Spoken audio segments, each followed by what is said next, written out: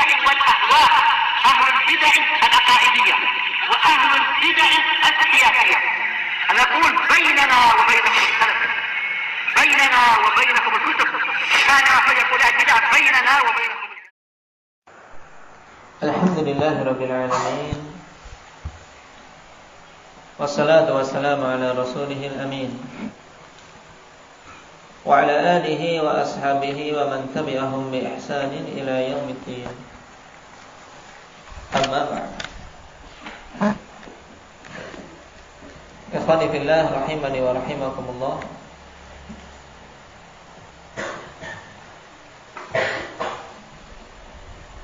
Pembahasan kemarin berhubungan dengan Baitul Ma'mur. Apa itu Baitul Ma'mur? Endang ya alif. Nah, yaitu rumah yang ada di langit ketujuh, yang masuk padanya setiap hari 70.000 para malaikat beribadah di dalamnya, dan setelah keluar tidak pernah kembali. Baik. Dari sini kita ketahui alhamdulillah bahwasanya kemakmuran suatu tempat tatkala diisi dengan ibadah. Masjid dinamakan makmur ketika apa? Diisi dengan ibadah, dengan sunnah. Demikian pula rumah-rumah kita. Jadi rumah yang makmur kalau apa? Dihidupkan dengan ibadah. Dan sebaliknya kalau rumah tidak dihidupkan dengan ibadahnya, menjadi rumah yang mati. Nah, mathalul baitil ladzi yuqra'u fihi al-Qur'an wal ladzi la yuqra'u al-Qur'an kamathalil hayyi wal mayyit.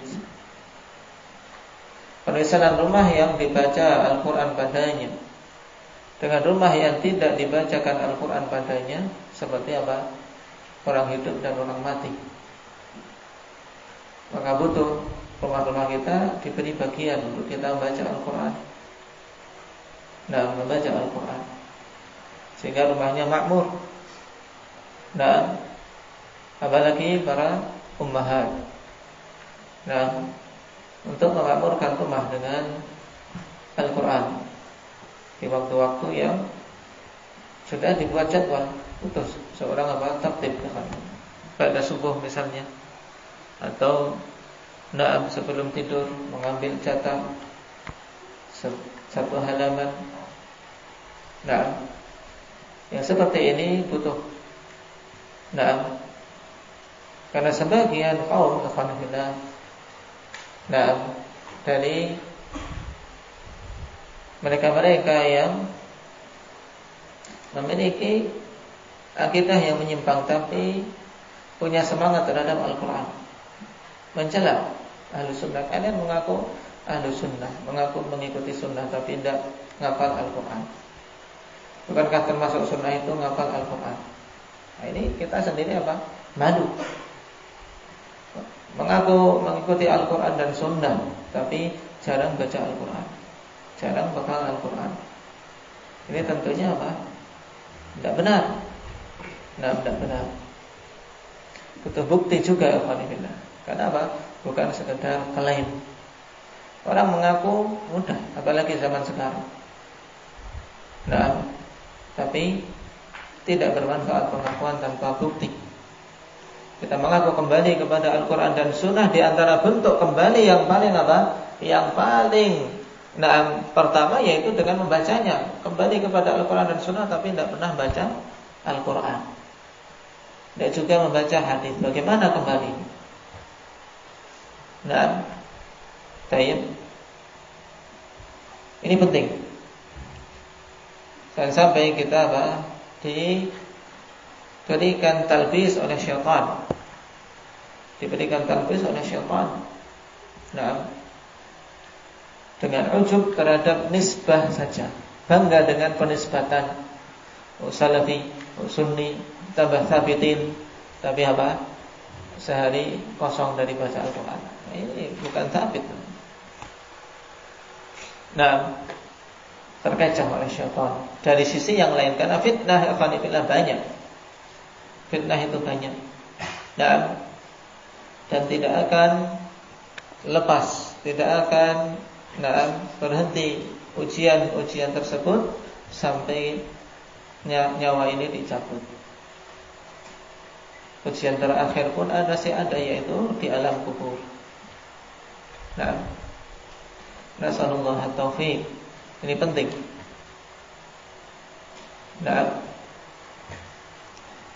Sekarang kita masuk pada pertanyaan ke-135. Aina taktubul malaikatu a'mala bani Adam? Di mana para malaikat menulis amalan-amalan Bani Adam? Dan telah kita lewati akhwanillah pada pembahasan yang lalu bahwa di antara malaikat-malaikat Allah Subhanahu wa taala ada malaikat yang ditugasi untuk menjadi penulis amalan. Wa inna 'alaikum lahafidhin kiraman katibin. Disifati dengan kiram, malaikat-malaikat yang mulia. Menunjukkan apa? Mereka ini tidak akan berdusta, tidak akan khianat dalam menulis, tidak akan zalim dalam dalam mencatat.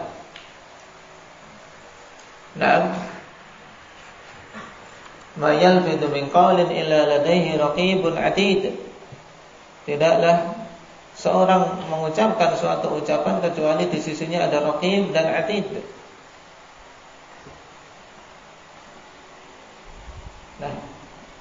Catatan amalan tersebut ditulis di mana? Fi sahaifil a'mal, pada lembaran-lembaran amalan.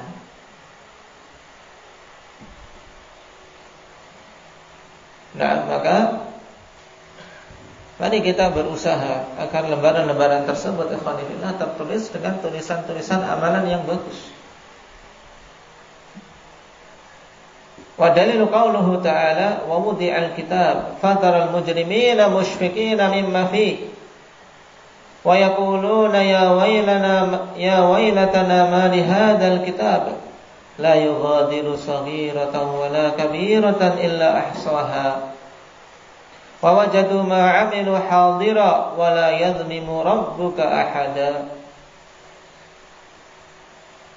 Dan diletakkanlah Alkitab, yaitu apa? Buku catatan yang berisi lembaran-lembaran catatan amalan kita yang akan diberikan kelak. Dan di hari kiamat masing-masing akan menerima hasil apa yang telah dia kumpulkan. Ada yang menerima dengan tangan kiri, ada yang menerima dengan tangan kanan. Fataral mujrimina musyfiqina mimma fi, maka engkau akan melihat orang-orang yang mujrim, orang-orang yang dulu ketika di dunia berbuat jahat, musyfiqin, mereka betul-betul ketakutan. Mimma fihi, terhadap apa-apa yang ada di dalam buku catatan yang diberikan. Wa yaqulun, dan mereka mengatakan ya wailatana ma li hadzal kitab. Oh, betapa celakanya kitab apa ini? Kitab catatan apa ini yang sifatnya la yughadiru saghiratan wala kabiratan illa ahsaha, yang tidak menyisakan sesuatu yang kecil dan sesuatu yang besar kecuali dihitung. Semuanya tertulis. Tidak ada yang tercecer, amalannya kecil maupun yang besar. Bahkan senyuman seseorang yang dia berikan kepada saudaranya karena Allah, ucapan salam yang dia ucapkan karena mengharapkan pahala dari Allah, demikian pula tidak akan terluputkan rasa dengki yang ada di hati kita kepada saudara kita, niatan-niatan buruk.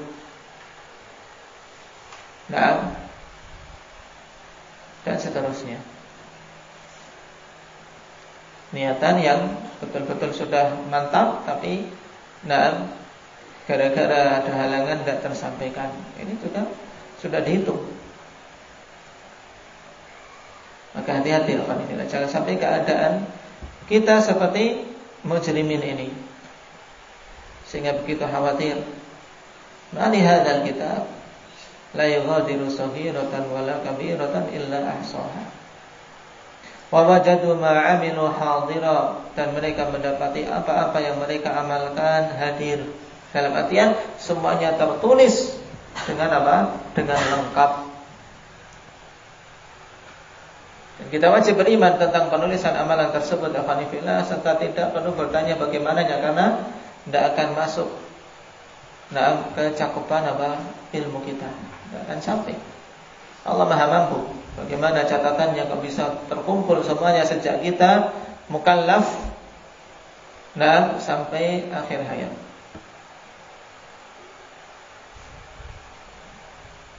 Karena hitungan dosa ikhwanifillah ya dimulai sejak kita mukallaf. Wal'iyadzubillah. Wala yadhlimu rabbuka ahada, dan Rabbmu itu tidak akan menzalimi seorang pun. Di sini penegasan bahwasanya seandainya seorang mendapati banyak amalan-amalan buruk, itu juga bukan karena Allah zalim, tapi memang dia sendiri yang telah mengumpulkannya. Adapun orang-orang yang beriman, maka mereka alhamdulillah ketika mendapatkan catatan dari tangan kanannya, mereka dengan begitu bahagia dan rasa harap mengatakan ha umqra'u kitabiyah. Ya, mereka dengan begitu gembira. Inilah ya kitabnya.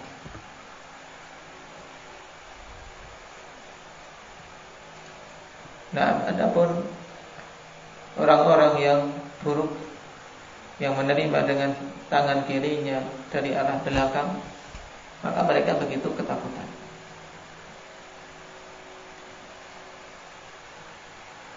Sungguh peristiwa yang butuh kita renungkan.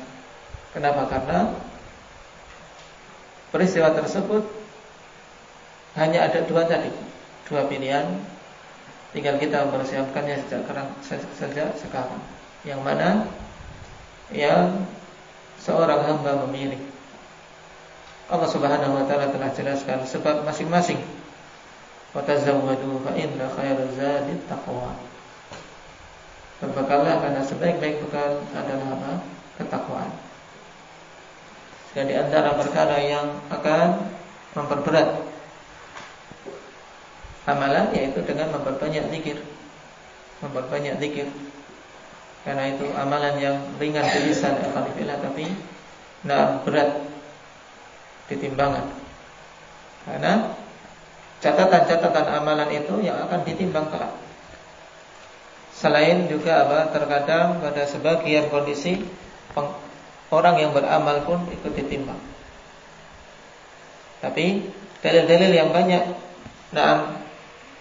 yang menetapkan tentang penimbangan amalan, maksudnya adalah yang ditimbang adalah catatan amalan-amalannya. Nah, berat yang mana antara yang baik ataupun yang buruk. Nasallallahu azza wa jalla an yuwaffiqana lima yuhibbu wa yardah. Alhamdulillah.